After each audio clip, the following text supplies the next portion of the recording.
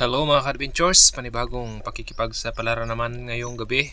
At ngayon lang ulit tayo nakapag-upload kasi sobrang busy at marami tayong ginagawa. May trabaho tayo mga ka-adventures, kaya pasensya na kung bihira tayo makapag-upload ng mga videos.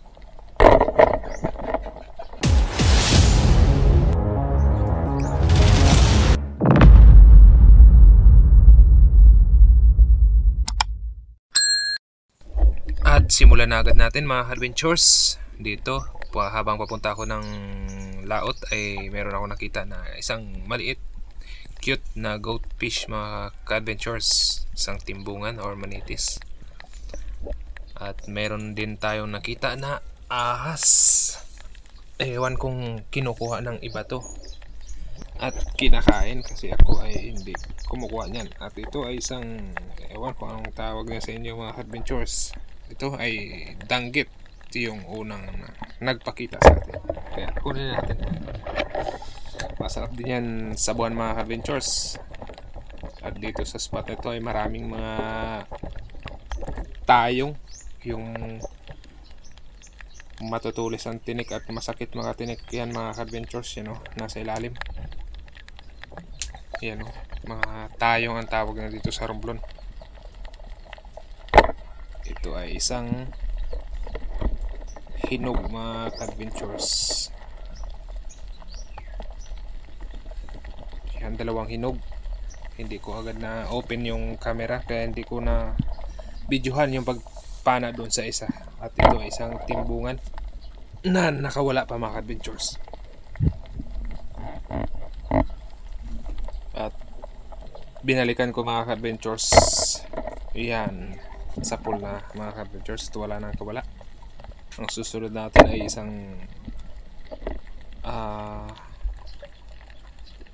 ewan kung ang tawag ng isdang yun.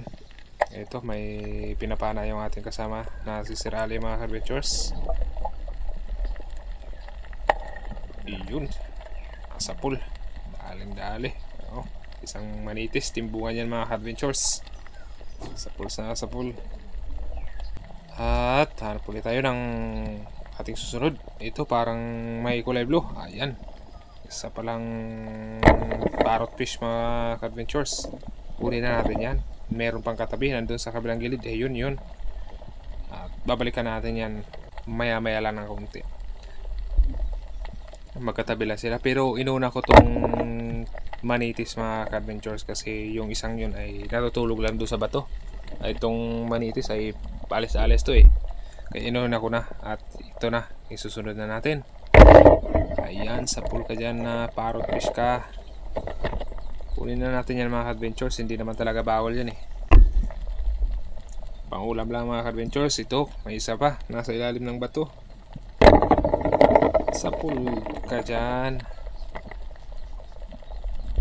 Minsan lang naman tayo makapag pamana mga adventures. At since napakita yan natulang ibang isda, ay kunin na natin yan kasi ang lamig ng tubig. Sayang naman yung pagsisid natin kung hindi natin yan kukunin.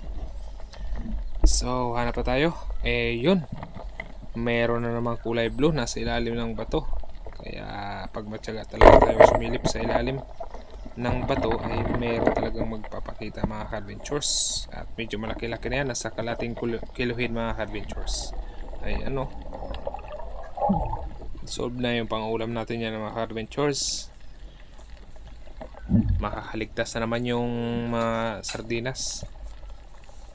At mas okay to kaysa sardinas. Bibili ka pa mga adventures. Dito na tayo sa libre.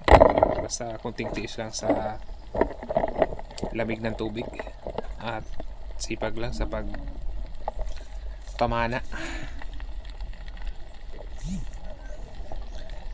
At iyan, meron ditong medyo maliit pa kaya hindi ko pa yan kinuha mga adventures. Dito ay may isang malaking sea turtle mga adventures. Siguro naghahanap din yan ng makakain niya.